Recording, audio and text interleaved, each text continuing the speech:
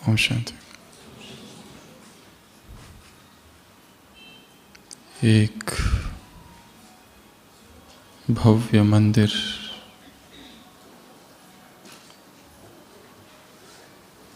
जिसमें एक जागृत भगवान की मूर्ति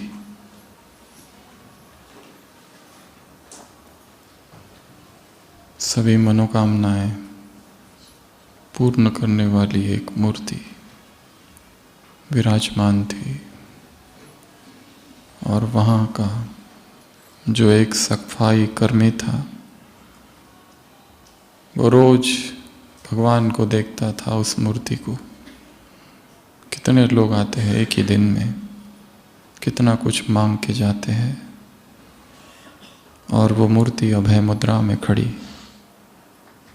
और वो सफाई कर्मी बहुत भोला है। और एक दिन वो भगवान से कहता है,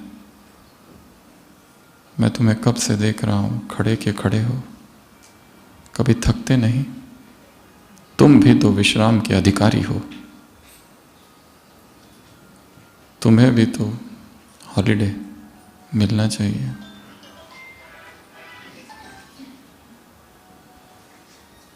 तुम ऐसा करो, कुछ दिन छुट्टी पे चले जाओ, मैं तुम्हारी जगह देखता हूँ।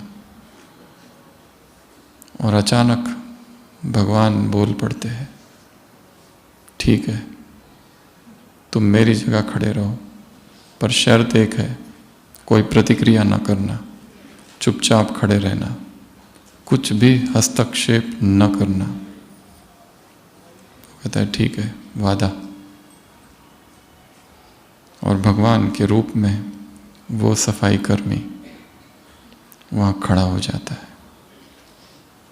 सुबह सुबह एक धनवान व्यक्ति मंदिर में आता है। उसके हाथ में एक झोली है जिसमें पैसों की गड्डियाँ है। शायद दान करने आया है। मंदिर की जो पेटी है वहाँ वो रखता है। भगवान से प्रार्थना करता है, प्रभु मुझे इस दुनिया का सबसे अमीर आदमी बना देना। और वो अपने पैसे लेने भूल जाता है और चला जाता है। उसके बाद एक गरीब व्यक्ति आता है। वो कहता है, प्रभु मेरे पास कुछ भी नहीं है, मुझे थोड़ा धन दिला दो।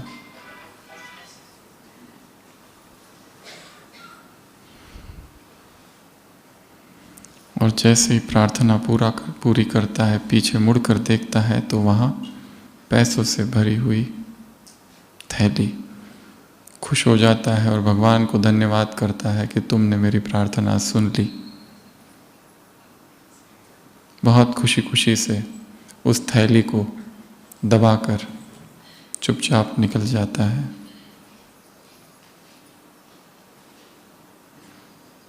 खड़े हुए भगवान को थोड़ा क्रोध तो आता है, परंतु चुप रहता है भगवान।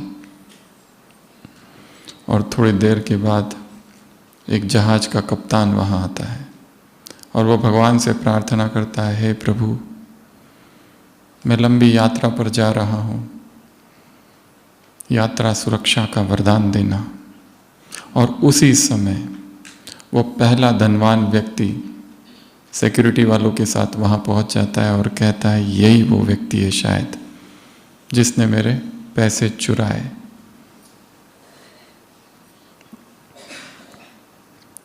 वो नाविक, वो जहाज का कप्तान मिन्नतें करता है कि नहीं, मैंने नहीं चुराए। वो धनवान व्यक्ति कहता है कि चुपचाप पैसे निकालो, नहीं तो पुलिस को बुलाएंगे। इस समय भगवान से रहा नहीं जाता। पहली बार तो भगवान ने सहन कर लिया कि किसी और का पैसा कोई और ले गया, पर अभी इतना बड़ा अन्याय होते हुए भगवान नहीं देख सके। और अचानक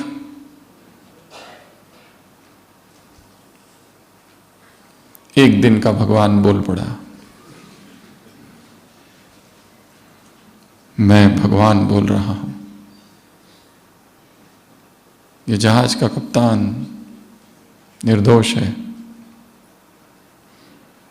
बीच में जो गरीब व्यक्ति आया था, जो भिखारी आया था, पैसे वो ले गया, उसको पकड़ो।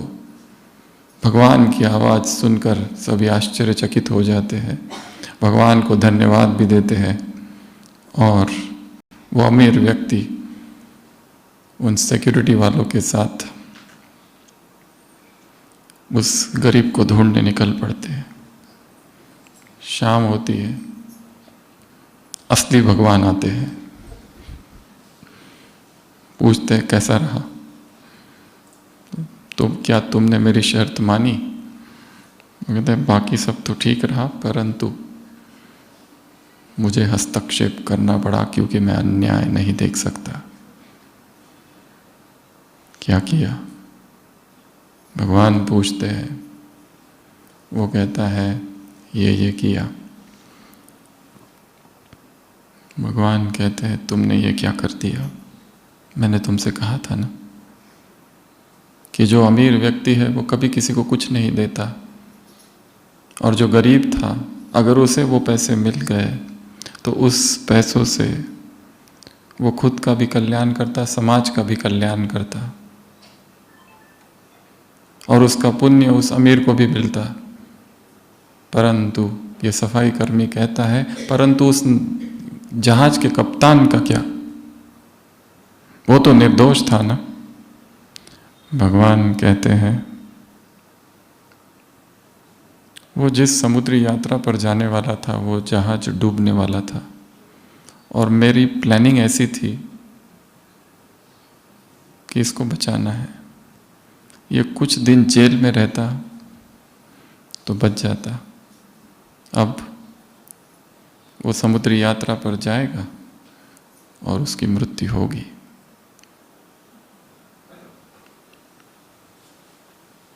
कहानी यहाँ पूरी होती है।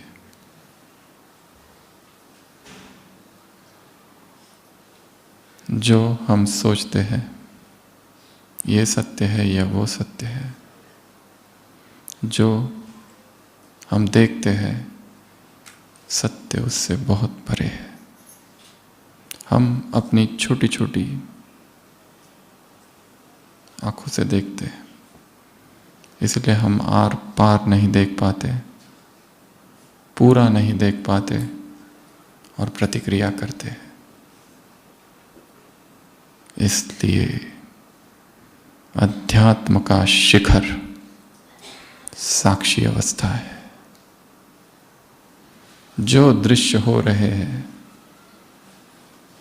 उन सबको देखना निर्लिप्त भाव से।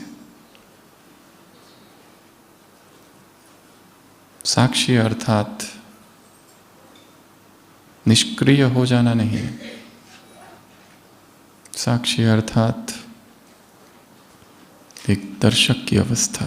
अभिनय करते करते अभिनेता बनते बनते हम ये ना भूल जाए कि हम एक दर्शक भी है और सभी चीज़ों पर हमारा वश नहीं है। घटनाएं घट रही है, हम केंद्र पर रहे, चाहे अपमान हो चाहे सम्मान मिले। यही योगी की अवस्था है।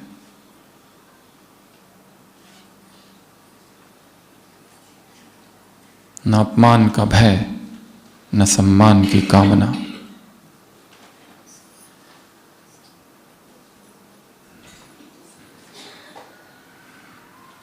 इस जीवन में आगे बढ़ते हुए यदि इस साक्षी भाव को हम नहीं अपनाते हैं तो परिस्थितियां हमें प्रभावित करती रहेगी। कभी सुख, कभी दुख, कभी अच्छा, कभी बुरा। Mood off, mood on, change, fluctuations होते रहेंगे और हम कभी भी उस स्थिर अवस्था को नहीं प्राप्त करेंगे, तटस्थ नहीं हो पाएंगे। तटस्थ अर्थात तट के किनारे जो खड़ा है, नदी बह रही है, हम देख रहे हैं, घटनाएं घट रही है, हम देख रहे हैं, और देखते देखते हम पाएंगे जो भी समस्याएं है वो केवल मन की कल्पना मात्र है।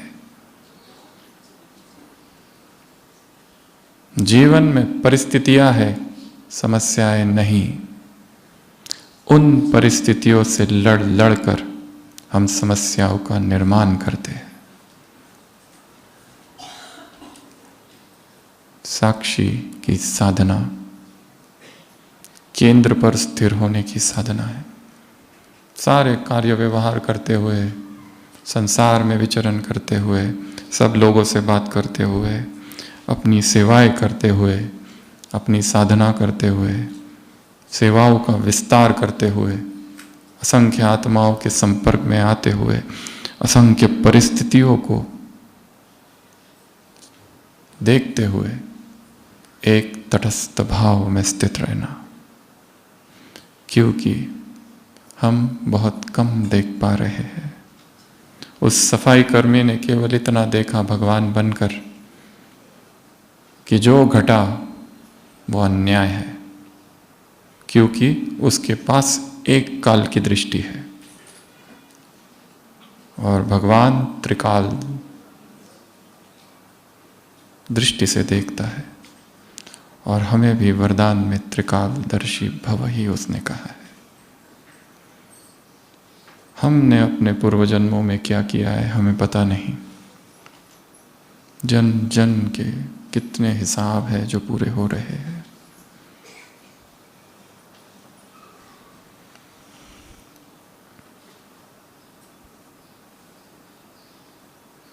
कर्ज चुकता हो रहे हैं, अधूरी कहानियां पूरी हो रही है,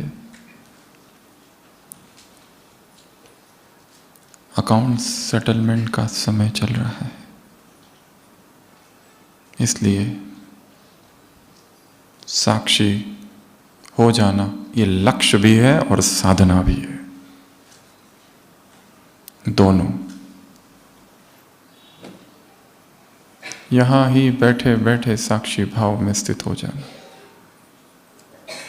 घटनाओं को देखना, जैसे अनंत आकाश बादल आ रहे हैं जा रहे हैं, जैसे कोई व्यक्ति सड़क के किनारे खड़ा है, गाड़ियां आ रही है गाड़ियां जा रही है, जैसे कोई वृक्ष खड़ा है, पक्षी आ रहे हैं पक्षी जा रहे हैं, जैसे कोई योगी विचारों को देख रहा है, विचार आ रहे हैं विचार जा रहे हैं। मैं विचार नहीं, मैं अलग हूं।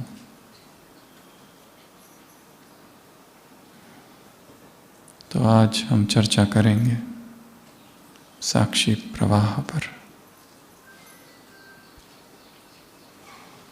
कैसे यह अभ्यास रोज करें,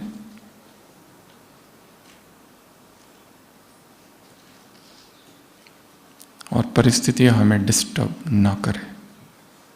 हमें सबसे ज़्यादा प्रभावित दो बातें करती है, दूसरों के बोल और दूसरों का व्यवहार। अगर उन्होंने अच्छा व्यवहार किया तो हम खुश होते हैं, अगर कटु शब्द बोले और निंदा की और ग्लानि की और हमारी टांग खींची या षड्यंत्र किए या ऊपर कुछ और अंदर कुछ दिखाया तो भीतर पीड़ा होती है, दर्द होता है। दूसरों के कटु शब्द हमें आहत करते हैं, घायल करते हैं, गिरा देते, आत्मा के पंख कट जाते हैं। पर कटी चिड़िया फिर उड़ नहीं सकती। दूसरों का व्यवहार यदि हमारी अपेक्षा अनुसार ना हो तो हमें दर्द होता है।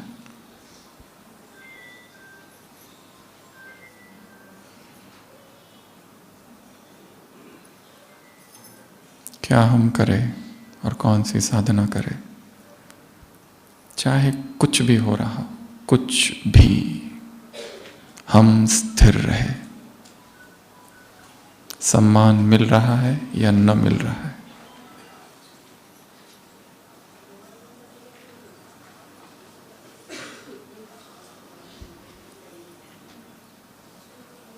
साक्षी ही परम साधना है, साक्षी ही परम शिखर है, परम लक्ष्य है।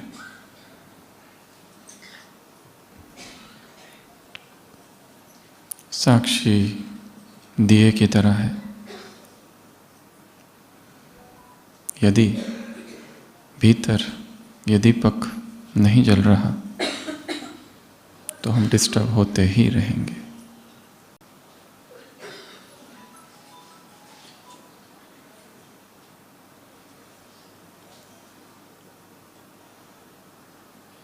एक अंधा व्यक्ति अपने मित्र के घर आया। रात बहुत हो गई, जाने का समय था। बीच में जंगल, बीच में जंगल से पहले शहर। उस अंधे व्यक्ति को उसके मित्र ने एक लालटेन दी और कहा, ये लालटेन ले जाओ। उस अंधे मित्र ने कहा, इस लालटेन का मैं क्या करूँगा, मुझे तो दिखता ही नहीं। मित्र ने कहा, ये लालटेन इसलिए है कि दूसरे तुम्हें देख ले और तुमसे न टकराए, इसलिए ले जाओ। और वो अंधा व्यक्ति उस लालटेन को लेकर चल पड़ा। अंधेरा था, लोग यहाँ वहाँ अभी भी जा रहे थे और अचानक एक व्यक्ति टकराया। वह अंधा व्यक्ति पूछता है उससे, क्या तुम भी मेरी तरह नेत्रहीन हो? मुझे तो नहीं दिखता, क्या तुम्हें भी नहीं दिखता जो तुम टकराए? और मेरे हाथ में तो लालटेन है। वो व्यक्ति कहता है, मैं देख सकता हूँ, पर समस्या ये है कि तुम्हारे हाथ में जो लालटेन है वो बुझा हुआ है।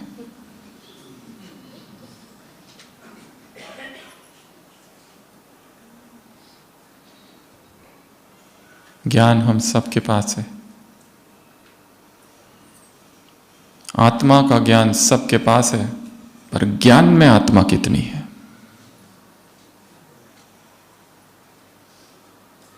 ज्ञान कितना जागृत है, ज्ञान कितना प्रखर है, ज्ञान कितनी सजगता की अवस्था में हमें स्थिर रखता है। यह ज्ञान भी है और ज्ञान का लालटेन लेकर चल रहे हैं और हमें पता ही नहीं वो बुझ चुका है। और हमारे पास जो ज्ञान है वो केवल रटाया ज्ञान है। और जो ज्ञान कंठस्थ किया जाता है वो सड़ने लगता है। मैं आत्मा हूँ, परमात्मा की संतान हूँ। ये सृष्टि चक्र 5000 साल परमात्मा आए हुए, संगम युग है, विनाश सामने खड़ा है, काम महाशत्रु है, आदि मध्य अंत दुख देता है, दिव्य गुण तुम्हें धारण करने हैं, सेवा भी तुम्हें करनी है। ये ब्रह्मा है, इस तन में भगवान आए हैं और सतयुग आ रहा है। पेड़ दिखाई दे रहे हैं, वन वन की काठी है और ये मधुबन है।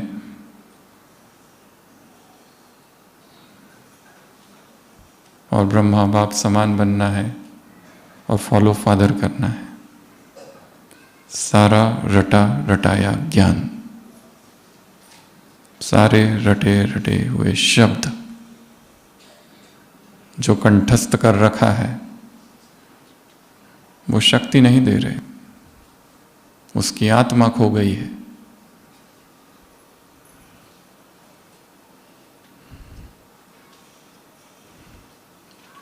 स्वयं को जगाना, स्वयं को जागृत करना,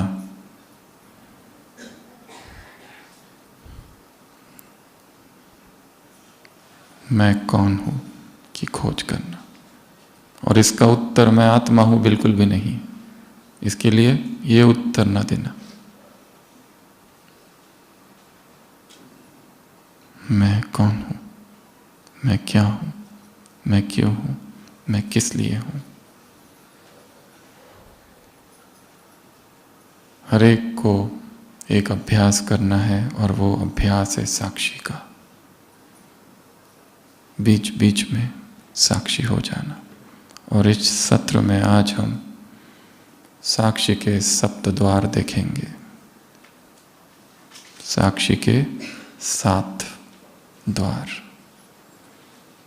और जिनका अभ्यास रोज प्रतिदिन बीच बीच में करते रहना है।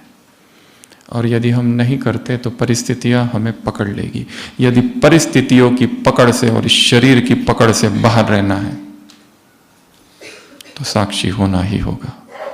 और यही साधना है और यही संपूर्ण अव्यक्त मुरलियों का सार है। निर्लिप्त अवस्था, साक्षी अवस्था, तटस्थ अवस्था, अनटच्ड, अप्रभावित, दर्शक की अवस्था, डिटैच्ड ऑब्जर्वर की अवस्था, निरपेक्ष अवस्था, ताकि हम स्थिर रह सके। तो ऐसी 7 बातें हैं जिनको साक्षी होकर रोज देखना है। और ये सारे अभ्यास सूक्ष्म हैं और जिनको करते रहना है। और सबसे पहले 2 जो अभ्यास है वो सबसे पावरफुल है। सबसे पहला श्वास को देखना साक्षी होकर। श्वास आ रहा है, जा रहा है। आत्मा और शरीर के बीच श्वास है। और ये जो श्वास की धारा चल रही है उसका सबसे गहरा संबंध सबकॉन्शियस माइंड से है। भट्टी में आए, भट्टी की क्लासेस सुने, योग किया, कमेंट्रीज सुनी और यहाँ से गए, सब कुछ किया, परंतु अधिकतर ऊपर ऊपर से सफाई होती है, भीतर गहरे में हम पहुंच नहीं पाते। क्यों? यदि चेतन मन एक भाग है तो अवचेतन 9 भाग है नीचे। एक हिमखंड देखो, आइसबर्ग, उसका ऊपर जो दिख रहा है मन, वो केवल इतना भाग है जिसमें हम दिखा रहे हैं हम बहुत खुश हैं, हम बहुत अच्छे हैं, हम बहुत स्वस्थ हैं, निरोगी है, हमें कोई डिस्टर्बेंस नहीं है, सब अच्छा चल रहा है। पर जो मन है उसके 9 भाग है और उसके एक एक लेयर्स है। उस लेयर्स में जन्म जन्म के संस्कार छिपे हुए हैं। कहीं ना कहीं गहराई में, बहुत डीप में एक भय का संस्कार है। आज सुबह ओपीडी में एक कुमार आया और कहने लगा सब कुछ अच्छा है, बहुत अच्छा पुरुषार्थ है, पर सुबह से इतनी ज़्यादा घबराहट हो रही है, इतनी ज़्यादा घबराहट हो रही है कि जब नीचे से निकला शांतिवन से तो ऐसा लगा पता नहीं ऊपर पहुंचूंगा कि नहीं पहुंचूंगा, इतनी ज़्यादा घबराहट।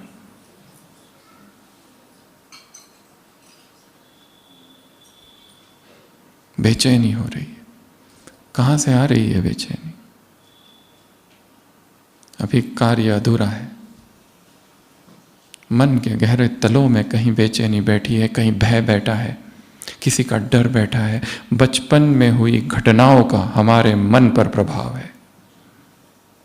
जो कुछ बचपन में घटा है, चाहे स्कूल में दोस्तों ने चिढ़ाया है, उसका भय है।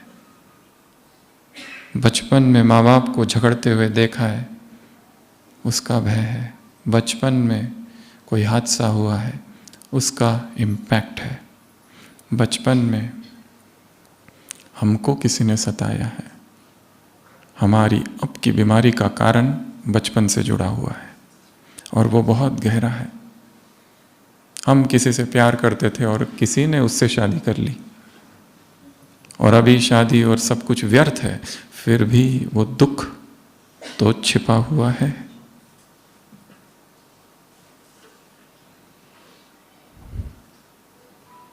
श्वास विकारों से जुड़े हुए हैं। हम जो श्वास ले रहे हैं उसका संबंध किससे है? विकारों से। जैसे ही व्यक्ति क्रोधित हो जाता है, श्वास की गति तेज हो जाती है। जैसे ही काम की वासना जागती है, श्वास की गति तेज हो जाती है। जैसे ही लोभ का विचार आता है, ईर्ष्या, जलन होती है, श्वास बदल जाता है। आंखें बंद और 1 मिनट के लिए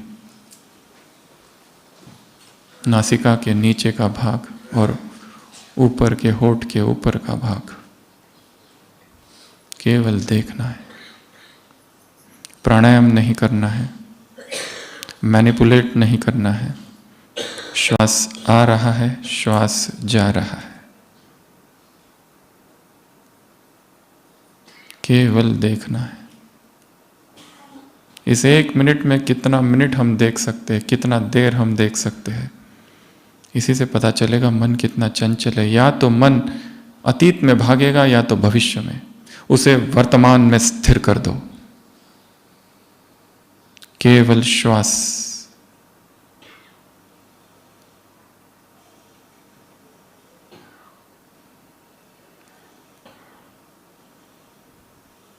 ना कोई मंत्र जाप, ना 1 2 3 4, ना कोई इमेजिनेशन, ना कोई कल्पना, केवल श्वास को देखो।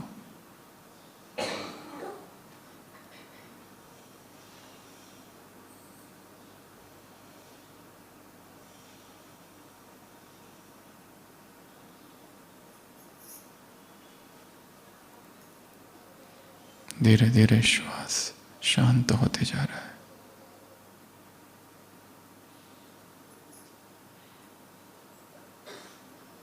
श्वास को देखते देखते हम अपने विकारों को देखने लगेंगे।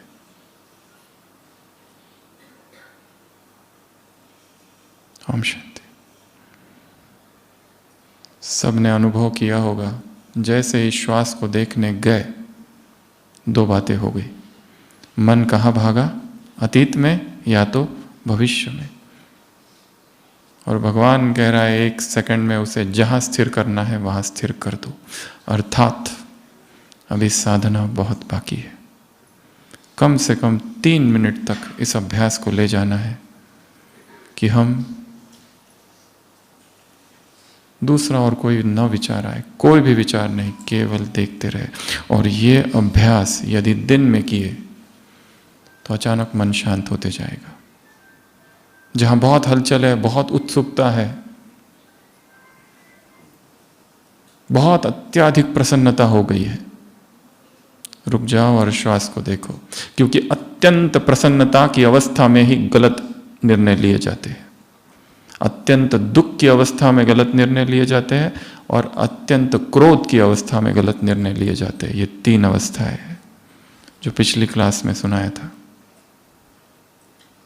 शांत, आंखें बंद करके श्वास को देखते जाना। 1 मिनट, आधा मिनट भी देख लिया तो मन शांत हो जाएगा। अभी क्रोध आया, अभी किसी को हमने कुछ काम दिया, उसने सब कुछ बिगाड़ दिया, और अभी क्रोध करने ही वाले हैं।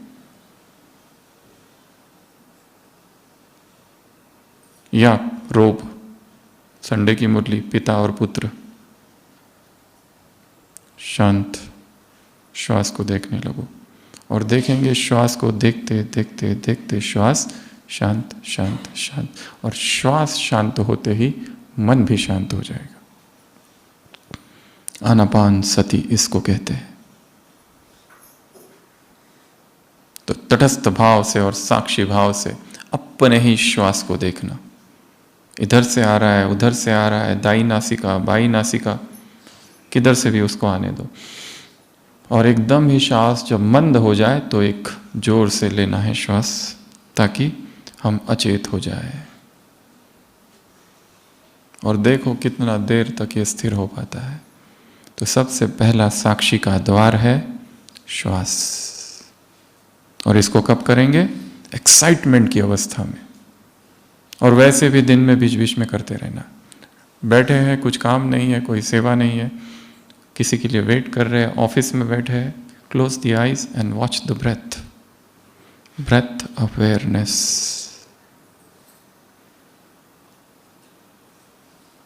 मन को शांत कर देगा। क्योंकि श्वास का सीधा संबंध सबकॉन्शियस माइंड से है। क्यों? क्योंकि रात को हम सोते हैं तो क्या हम प्रयत्न करते हैं श्वास लेने का? अपने आप हो रहा है, वो ऑटोमेटिक अंतर मन से जुड़ा हुआ है श्वास। और इसी श्वास को देखते देखते साक्षी पुष्ट होगा। ये प्रथम साधना है। दूसरी साधना, इस शरीर को देखना।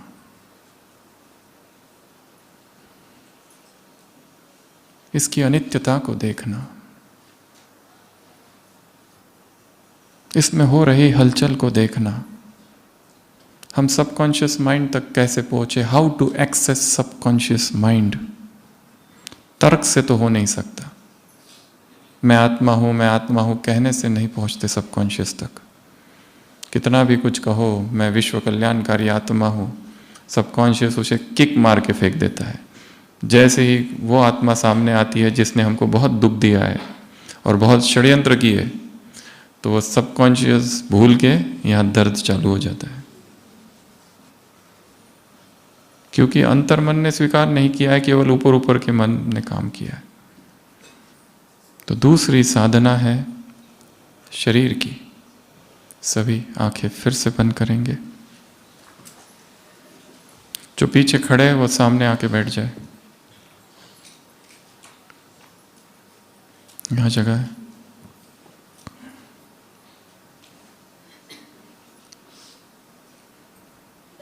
अपने ही शरीर को देखना है। जहां जहां हम कहेंगे वहां वहां अपने मन को दौड़ाना है। यह स्वराज्य अधिकारी का भी अभ्यास है। हम मन को कह रहे हैं यहां जा तो हो जाएगा। हम मन के मालिक हैं। चेहरे को देखेंगे और चेहरे पर जो सेंसेशंस उत्पन्न हो रहे हैं, जो संवेदनाएं हैं, उनको देखेंगे। कहीं दर्द, कहीं तनाव, कहीं खुजली। आंखें, होठ, नाक, कान, गाल, रिलैक्स, गर्दन, राइट शोल्डर, दाया कंधा, दाया हाथ, कपड़ों का स्पर्श। कुछ ना कुछ कहीं ना कहीं हो रहा है। कहीं खिंचाव है, कहीं तनाव है। उस संवेदना को देखना है तटस्थ भाव से, करना कुछ नहीं, केवल देखना। बाया हाथ, पूरा बाया हाथ उंगलियों तक, मन को घुमाओ और ढीला छोड़ते जाओ।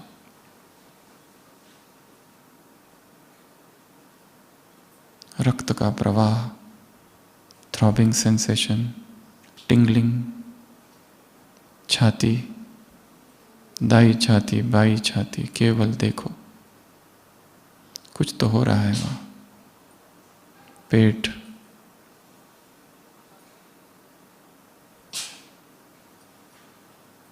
पीठ, एक एक इंच में मन को घुमाओ। कमर,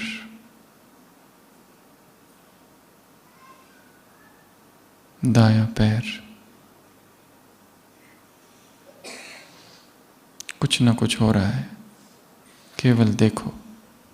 कहीं खुजली, कहीं दुखाव, कहीं तनाव, कहीं गर्मी।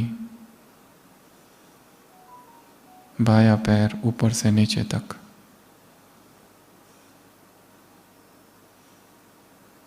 वापस सिर के सिरे पर आ जाओ। वापस चेहरे को देखेंगे। केवल देखना है, कोई प्रतिक्रिया नहीं, तटस्थ भाव, साक्षी भाव से। गला,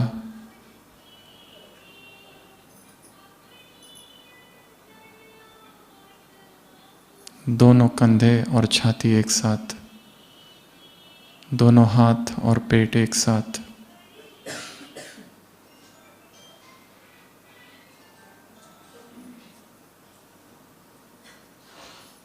दोनों पैर एक साथ। शरीर की अनित्यता को देखो। जो भी संवेदनाएं हैं सभी अनित्य है। अभी अभी है, अभी अभी चली गई, अभी अभी खुजली, अभी अभी दर्द, अभी अभी कुछ नहीं, न्यूट्रल। कुछ कुछ स्थान ऐसे हैं शरीर के जहाँ कुछ नहीं मिलेगा, आगे बढ़ जाओ। अगर कहीं कुछ मिल रहा है, कोई दर्द, उस दर्द को थोड़ी देर देखते रहो, घुटनों को देखो और फिर आगे बढ़ जाओ। अभ्यास करते करते ही अशरीरी अवस्था आ जाएगी। शरीर जैसे खो गया, फिर से एक बार ऊपर से नीचे तक मन को घुमाओ।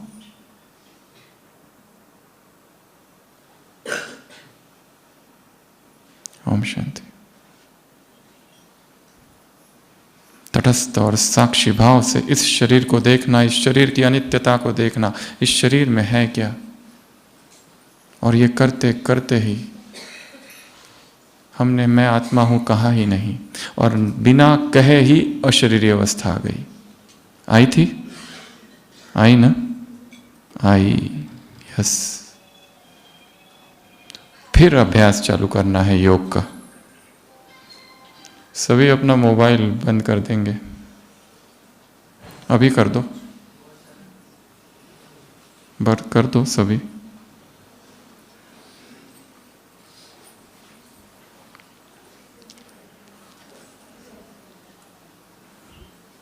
भट्टी के 3 नियम होते हैं। सबसे पहला पूर्ण मौन 3 दिन। जिस दिन आए उसी दिन से। अगर यहाँ आकर भी बातचीत चालू है तो कोई अनुभव नहीं होगा, ऊपर ऊपर की सफाई होगी, भीतर नहीं प्रवेश कर सकोगे। दूसरा नियम, मोबाइल स्विच्ड ऑफ 3 दिनों के लिए। संसार से पूरा डिस्कनेक्शन, अनुपलब्ध हो जाना। और तीसरा, इस कैंपस में कैद हो जाना।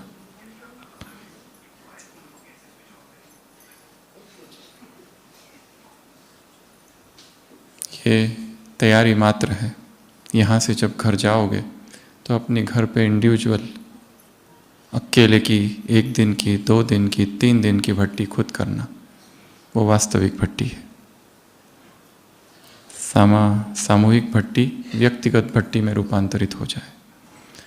तो हम कह रहे थे दूसरा द्वार है शरीर को ऊपर से लेके नीचे से ऊपर, ऊपर से लेके नीचे से ऊपर देखते रहना।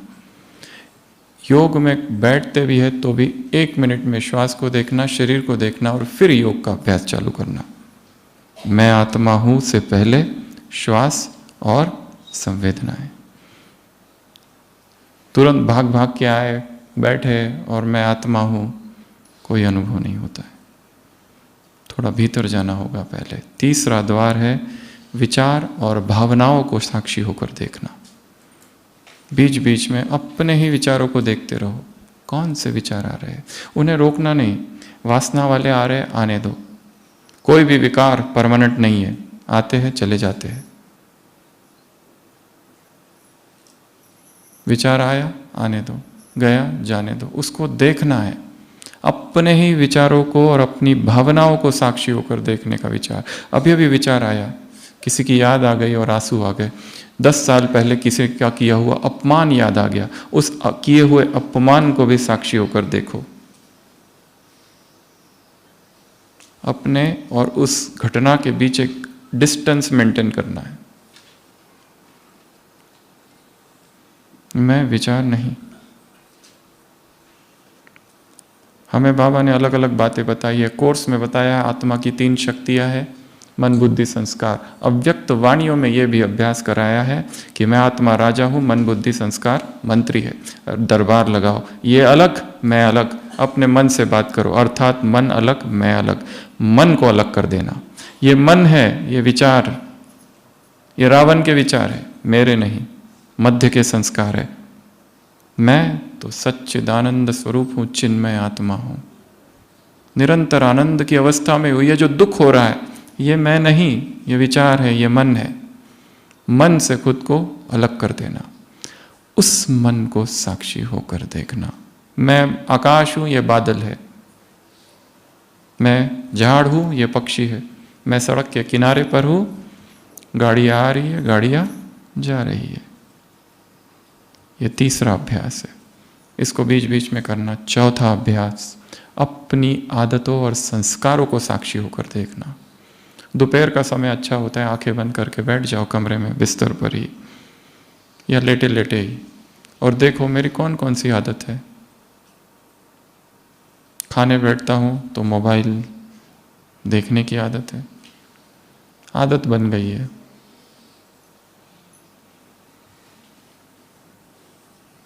सेवा करके आते हैं तो अपनी महिमा गाने की आदत हो गई है।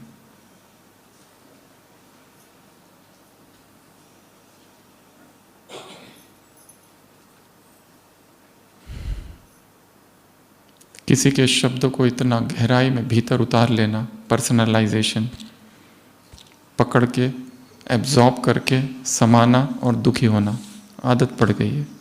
रूठने की आदत, रूसने की आदत, दुखी होने की आदत, मूड ऑफ, मूड चेंज की आदत, पैनिक की आदत, अचानक घबराहट, बेचैनी, इतनी ज़्यादा कि ऐसा लगता है बस अब जीवन ही खत्म हो रहा है।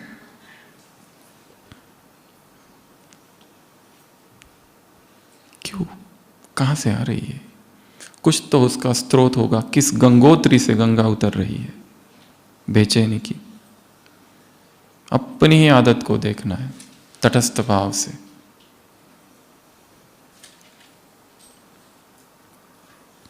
केवल देखना है, चेंज नहीं करना है, केवल देखना। देखते देखते ही क्रांति घटित होगी। उससे डिटैचमेंट होते ही वो बदलने चालू हो जाएगी। केवल हम देख रहे हैं, किसी ने कुछ कहा, हमें बुरा लगा, हम इस बुरे लगने को देख रहे हैं, कर कुछ नहीं रहे, केवल देख रहे, तटस्थ भाव से, साक्षी भाव से। नॉन आइडेंटिफिकेशन, तदात्म स्थापित नहीं करना है मन के साथ, उसको अलग ही रखना है। मैं अलग, तू अलग, मैं आत्मा, तू मन, मैं मालिक।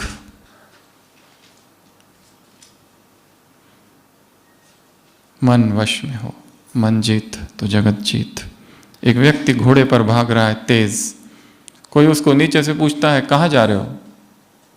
वो कहते हैं मुझे क्या पता, घोड़े से पूछो, मेरा वश ही नहीं है, घोड़ा मुझे ले जा रहा है, भगा रहा है। अचानक कभी कुछ होता है, अभी कुछ होता है, कभी अचानक दुख, कभी अचानक सुख। अर्थात ये मन जीत की अवस्था नहीं है। ये बहुत सूक्ष्म अभ्यास है। और मधुबन में आए हैं और भट्टी में आए हैं तो एकांत में बैठ के कुटिया में, चार धाम में, कहीं पर भी अभ्यास करते रहना है। क्लास सुनते सुनते भी अपना अभ्यास चालू हो। मैं आत्मा हूँ, परमधाम से किरणें आ रही है। एक हाथ से लिखना है कुछ इंपॉर्टेंट पॉइंट्स, एक कानों से सुनते रहना है, और मन का अभ्यास, तीनों ही चीज़ें एक साथ चालू रहे। और कुछ अच्छे अच्छे सूक्ष्म संकल्प उत्पन्न होते हैं। मधुबन की भूमि में जो संकल्प मन में आते हैं वो परमात्मा उपहार है।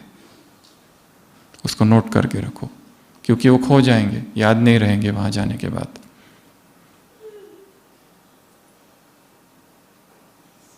कुछ कुछ प्लानिंग करनी है यहां बैठे बैठे ही। वहां की दिनचर्या, अगला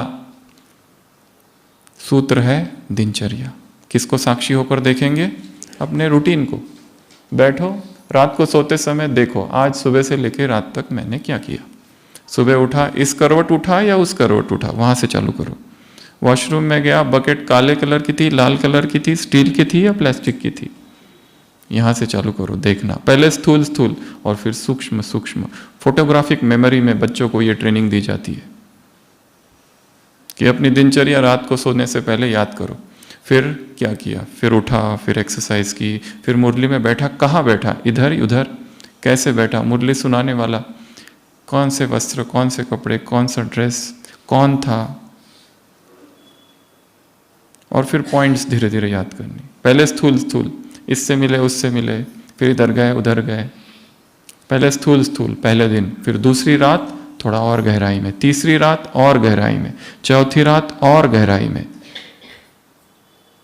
तो धीरे धीरे बहुत सारे अपने ही राज स्पष्ट होते जाएंगे कि हमने आज ये बोल दिया और हमको पता ही नहीं, क्योंकि हम तो बेहोशी में जी रहे हैं।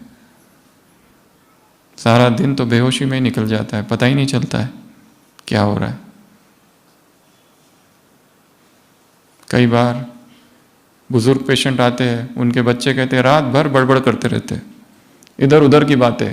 फिर उनसे हम पूछते हैं क्यों कर रहे थे, बोलते मुझे पता ही नहीं, मैं तो सब ठीक है मेरा, मैं बोल रही थी यही मुझे पता नहीं। उसी तरह प्रतिपल सजग, प्रतिपल तटस्थ, यही साधना है। स्वयं को जागृत रखना यही साधना है। अवेकन्ड कॉन्शियसनेस, भीतर एक साक्षी का दीपक निरंतर जलता रहे। बाहर सब कुछ कर रहे हैं, हंसी मजाक कर रहे हैं, खेल रहे हैं, ड्यूटी कर रहे हैं, सेवाएं कर रहे हैं, परंतु भीतर अंतर में एक मौन की नदी बह रही है। जैसे ही अंतर प्रवाह से हम टूटते हैं, दुखी होते हैं। तो किसको साक्षी होकर देखेंगे? अपनी दिनचर्या को। कब देखेंगे? रात को लेटते समय। देखो क्या क्या हुआ आज, अच्छा इससे मिले उससे मिले।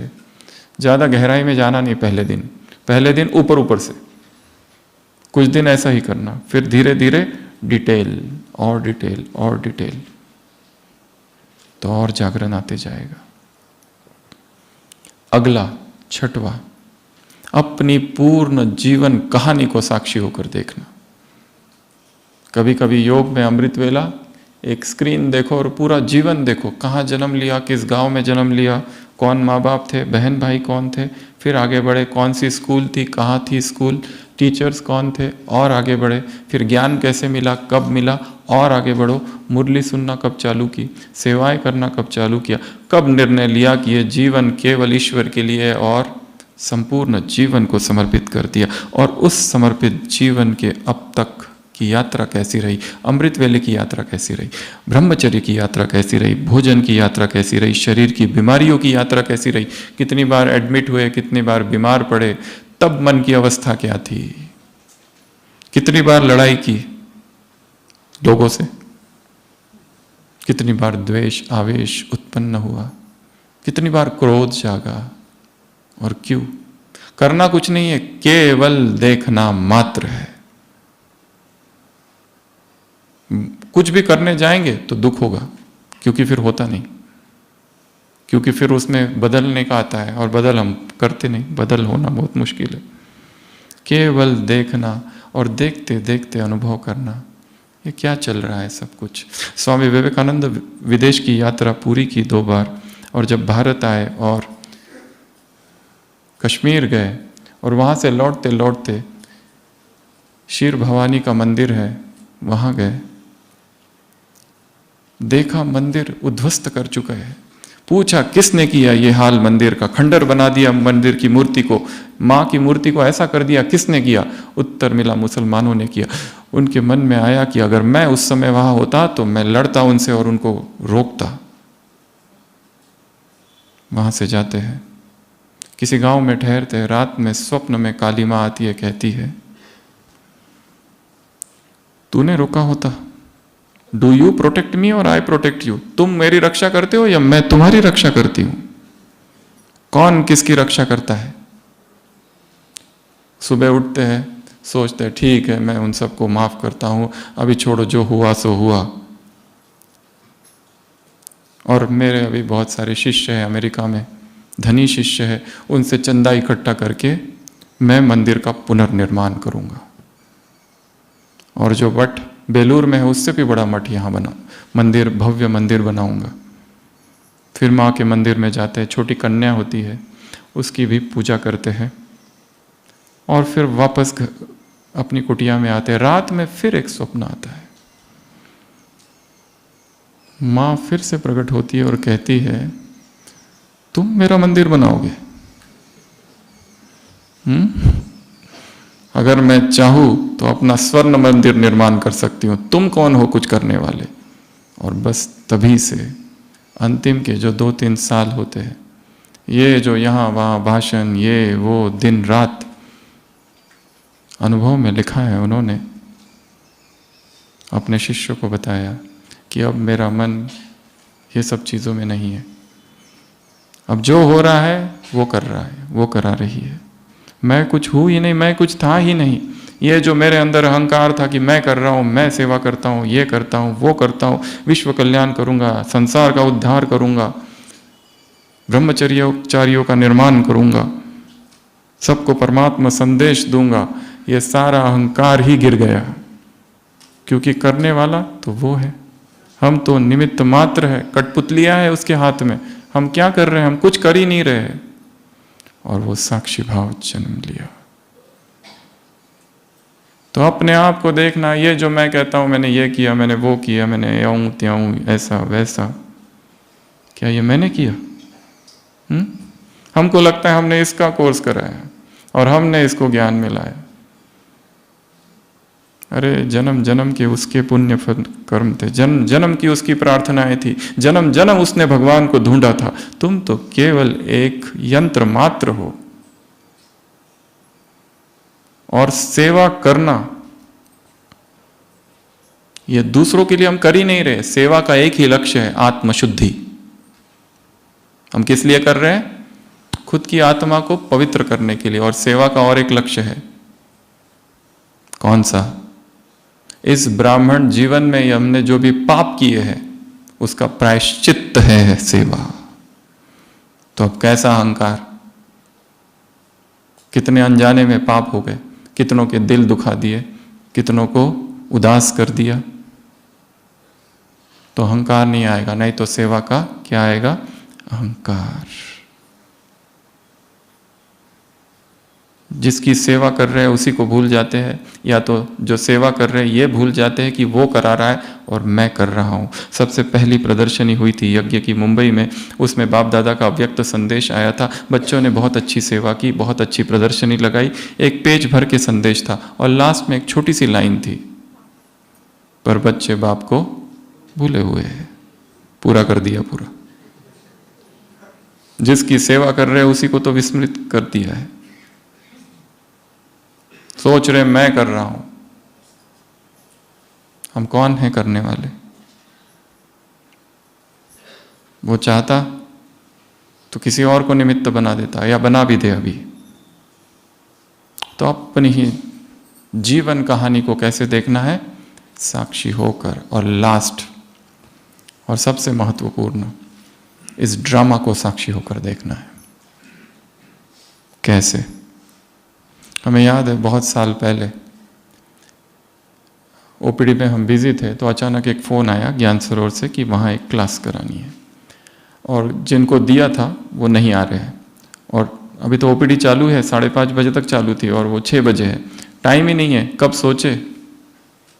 क्योंकि बिना तैयारी के कोई भी क्लास कराना, अर्थात जो सुनने वाले हैं उनका भी टाइम वेस्ट करना है।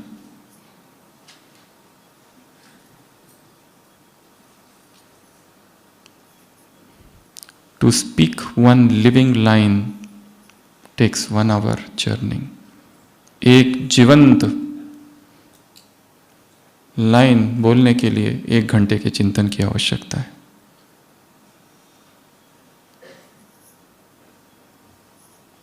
किसी विदेशी लेखक ने लिखा, if I have to give a speech impromptu, यदि मुझे बिना तैयारी के कोई भाषण देना है तो मुझे कम से कम 6 मास चाहिए तैयारी के लिए, नहीं तो मैं केवल टाइम वेस्ट करूंगा सुनने वालों का। और जो धारणाएं मेरे ही जीवन में नहीं है, मैं दूसरों को क्या बताऊं? पाखंड होगा वो। हमारे शब्द तीर की तरह हृदय में तभी जा सकते हैं जब हमारा एक एक शब्द अनुभव से निकल रहा है और हम उसे जी रहे हैं। नहीं तो केवल तालियां बजेगी पर होगा कुछ नहीं। तो हम यहाँ आए मेडिटेशन हॉल में, पीछे बैठे, वहाँ आधा 10 मिनट बैठे और फिर यहाँ से निकल गए ज्ञान सरोवर के लिए। उस 10 मिनट में एक टॉपिक अचानक आया और उस टॉपिक की कुछ बातें आई, और वो टॉपिक था ड्रामा के 16 राज। अचानक अचानक यहाँ पीछे बैठते बैठते एक पॉइंट आती गई। नोट करने के लिए भी कुछ नहीं था, केवल माइंड में ही नोट की और वहाँ जाके बोल दी और आ गए। और इस घटना को कई महीने गुजर गए, कई वर्ष। और अचानक एक दिन ओपीडी में एक बहन आई और कहने लगी, मैं एक दिन इतनी दुखी हो गई थी, मुझे तो पता ही नहीं था ये ब्रह्मा कुमारी ये सब क्या होता है। इतनी उदास थी जीवन में, पति का पता चला, उसका अफेयर चालू है, ये हो रहा है, वो हो रहा है, मुझे वो धोखा दे रहा है। इतनी उदास कि एक दिन घर से निकल पड़ी और मरने के लिए। और अचानक मोबाइल हाथ में था और वो क्लास उसने चालू कर दी। उसको पता नहीं है लोग कौन है, ब्रह्मा कुमारी का नाम भी नहीं सुना। और वो सुनते सुनते, अब ज्ञान की बातें थी, हमारे लिए तो सामान्य है वो सारी, पर उसके लिए नहीं थी। अचानक उसमें कुछ हो गया और उसका जीवन ही बदल गया। फिर कोर्स वगैरह किया, वगैरह वगैरह आगे की बातें। और फिर बाबा मिलन में यहाँ आई थी उस समय, 2017 से भी पहले जब बाबा आते थे। ड्रामा की वो 16 बातें आज हम आपको बताएंगे जल्दी जल्दी। फर्स्ट पॉइंट, जो घटनाएं जीवन में घट रही है वो एक पेपर है। क्या है वो? पेपर। और पेपर में मुझे क्या करना है? फेल होना है या पास होना है? पास होना है ना। अब किसी ने अपमान कर दिया और दुखी हो गए, अर्थात फेल। जीवन में एकदम से परिस्थिति आ गई, अचानक से भूकंप आ गया, कुछ हो गया, जिसे हम बहुत प्रेम करते थे वही चला गया, सेवा का साथी अचानक चला गया, विदाउट एक्सपेक्ट। हमको यही नहीं था कि ऐसा होगा। तो क्या समझना है जीवन की परिस्थितियों को? पेपर। कि ये पेपर है, मुझे इसमें पास होना है। अचानक पता चला रिपोर्ट करते करते कैंसर, और डॉक्टर ने कहा अभी बहुत सी जांचें करनी पड़ेगी, अभी पता नहीं है कैंसर किस स्टेज पे है, बायोप्सी लगेगी, आगे की इन्वेस्टिगेशन और वो सब करने को 1 महीना सब चला जा रहा है। उस सब करते हुए भी भीतर की स्थिति स्थिर। कुछ भी होने दो, कुछ भी, हम ये समझे ये पेपर है। और ब्राह्मण आत्माओं के लिए ये ब्राह्मण परिवार एग्जामिनेशन हॉल है और एक एक ब्राह्मण पेपर। जो तुम्हारे बाजू बैठा है ना, वही सबसे बड़ा पेपर है, क्योंकि जन्म जन्म के हिसाब यहीं पर चुकत हो रहे हैं और यही होने ही है। पहला। दूसरा, पेपर टाइगर। इतनी वो डरावनी परिस्थिति नहीं है जितनी हम समझ रहे हैं। हमारे भय ने उसे बड़ा कर दिया है। वो बहुत छोटी सी बात है और दिन में तो कितनी बार होती रहती है, हम क्यों इतना डर रहे हैं? एक महिला है, उसको रात में एक ही स्वप्न दिखता है, एक काली छाया है उसका पीछा कर रही है, अंधेरी रात है, जंगल है और उसका पीछा कर रही है और वो भाग रही है, भाग रही है, भाग रही है और भागते भागते हर रात उसकी सुबह आँख खुलती है, धड़ धड़ धड़ धड़ धड़ धड़। हर दिन यही एक ही स्वप्न।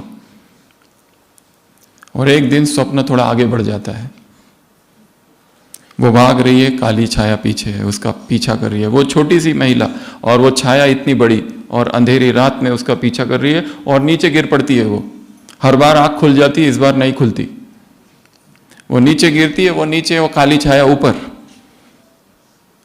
वो उस काली छाया से पूछती है तुम कौन हो? काली छाया कहती है मुझे क्या पता, स्वप्न तुम्हारा है।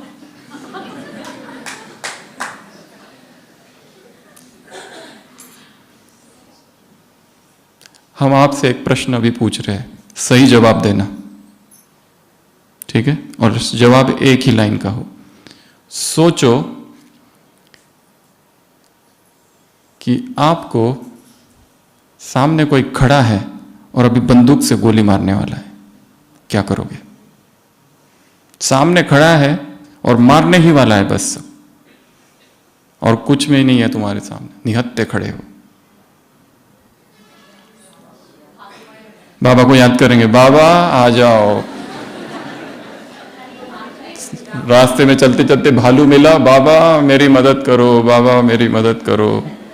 भालू भी योग में बैठ गया, आंखें बंद करके। उस भाई ने पूछा तुम क्या कर रहे हो, इसने पूछा तुम क्या कर रहे हो, उसने कहा मैं योग कर रहा हूं, बाबा को याद कर रहा हूं। भाई ने भालू से पूछा तुम क्या कर रहे हो, वो कह रहा है मैं भोग लगा रहा हूं।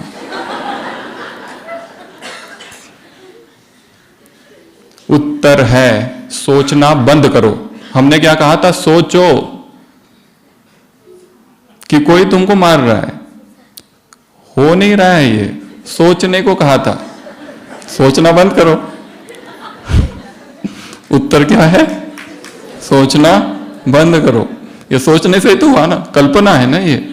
हमने कहा था सोचो, हमने ये थोड़ी ना कहा मार रहा है, हमने कहा सोचो। तो उत्तर है सोचना बंद हो गया। सोचना बंद कर दिया, वो व्यक्ति भी चला गया, बंदूक भी चली गई और हम बच गए। Paper tiger. तीसरा, खिलौना। खिलौने हैं ये माटी के, मुश्किलों में दम नहीं, गीत है ना। ये सब खिलौने हैं, खेल चल रहा है यहाँ। छोटी छोटी परिस्थितियाँ क्या है, खिलौने। चौथा, कार्टून शो। बाबा क्या कहते हैं, ये क्या है, मिकी माउस का खेल है। मिकी माउस होता है ना, उसमें गाड़ी आती है, उसके ऊपर से चली जाती है, वो पूरा चपक जाता है, फिर उठ के खड़ा होता है। कुछ भी होता है उसमें, बच्चों को कितना पसंद आता है, वो पसंद आता है ना। वैसे जीवन में भी किसी ने आज ये कहा, उसने वो कहा, ये ऐसा करता है, वो वैसा करता है, कोई टांग खींचता है, कोई षड्यंत्र करता है, कोई आके कहता है आप तो योगी हो, महान आत्मा हो, अवतार ही हो, हमको तो ब्रह्मा का ही साक्षात्कार होता है। और दूसरा आके कहता है पाखंडी।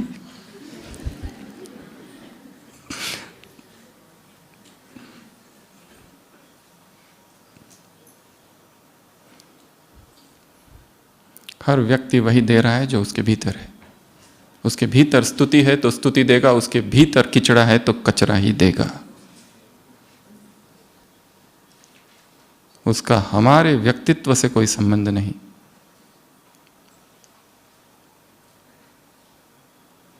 कितने हुए, 4।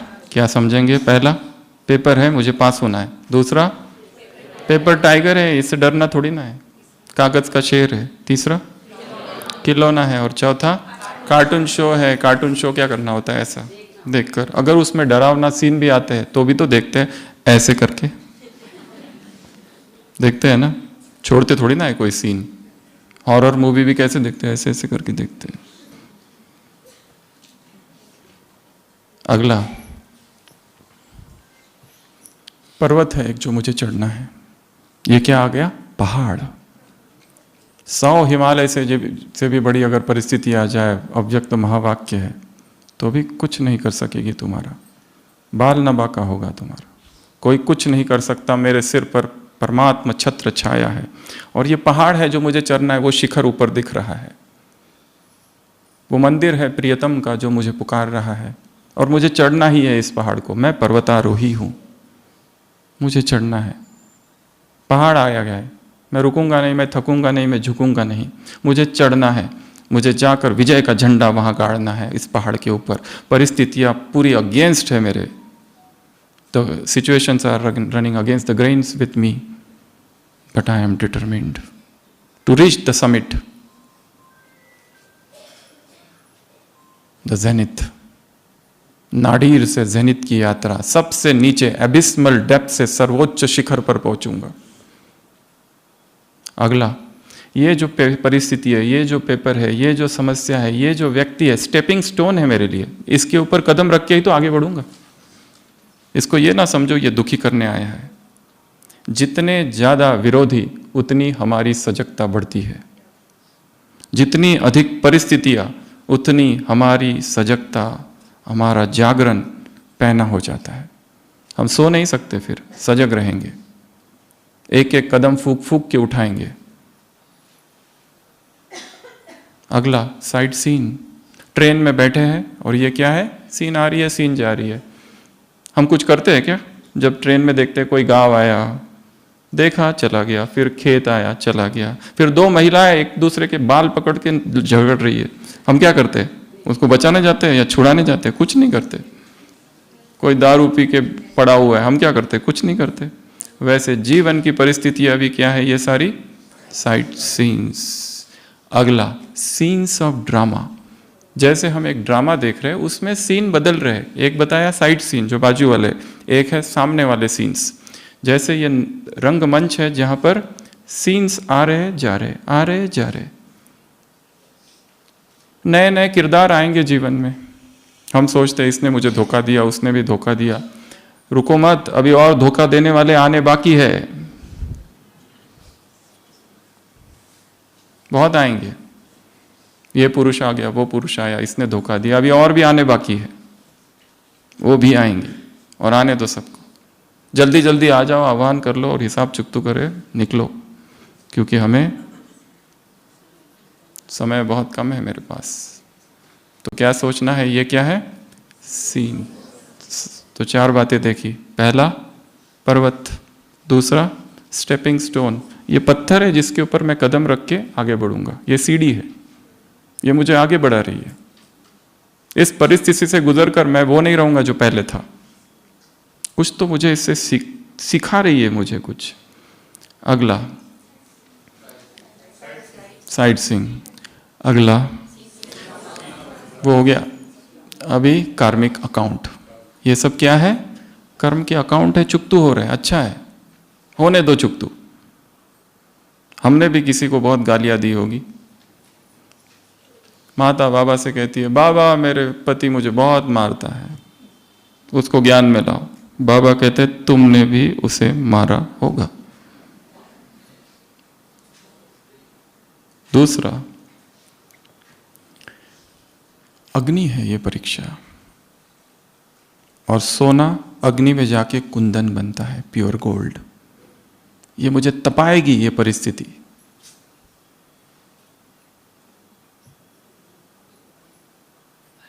अगला गिफ्ट, ये क्या है, उपहार है मेरे लिए। ये समझो ये उपहार है, ये ड्रामा मुझे उपहार दे रहा है। जो भी हो रहा है, जैसा भी हो रहा है, मैं खुश हूँ। चाहे शरीर की कुछ भी बीमारी आ रही है या कुछ आ रही है, मैं खुश हूँ। ये उपहार है मेरे लिए, अच्छा बुरा सब कुछ। जाई विधि राखे राम, ताई विधि रही, होई सोई जो राम रचि राखा। सब उसका रचा हुआ है, ऐसा भक्ति में मान्यता है। और कितने खुश रहते हैं भक्त, सब कुछ उसकी इच्छा से हो रहा है। अगला टच स्टोन, जिसको कहते हैं पारस मणि।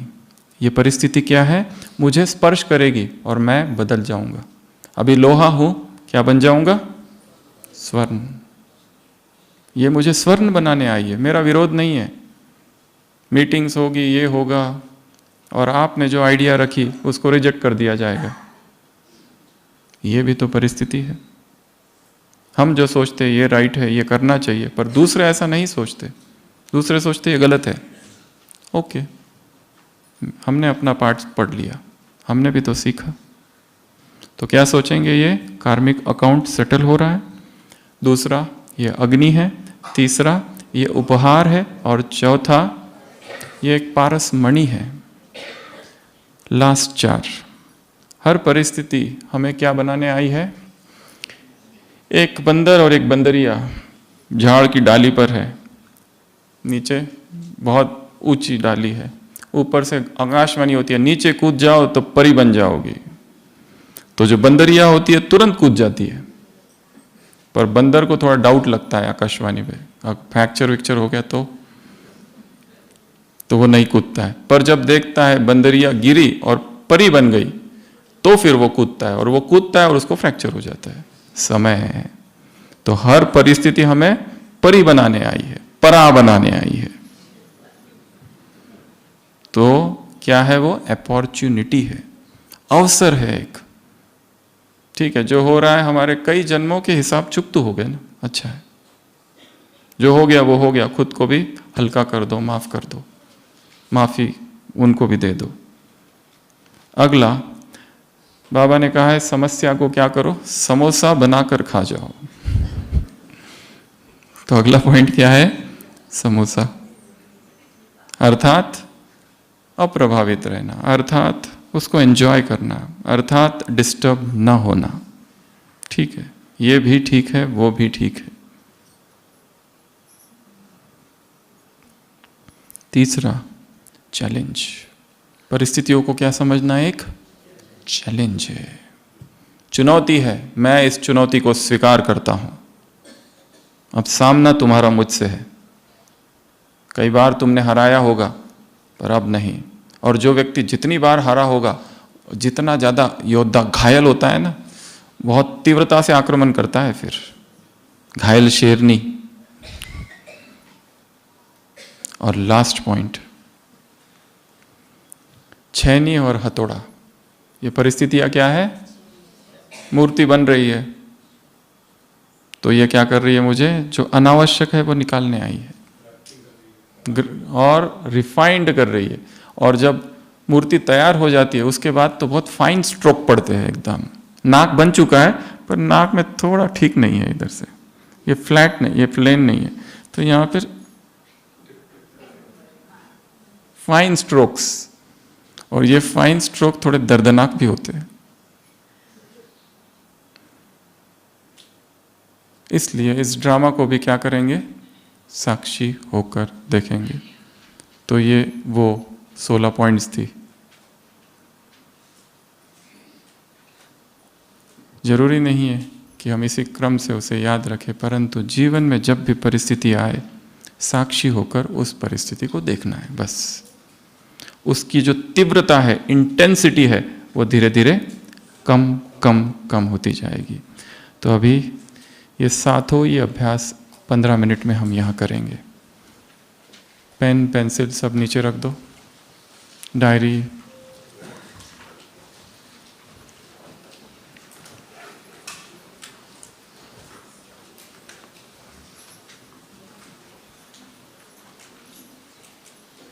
सभी स्थिर।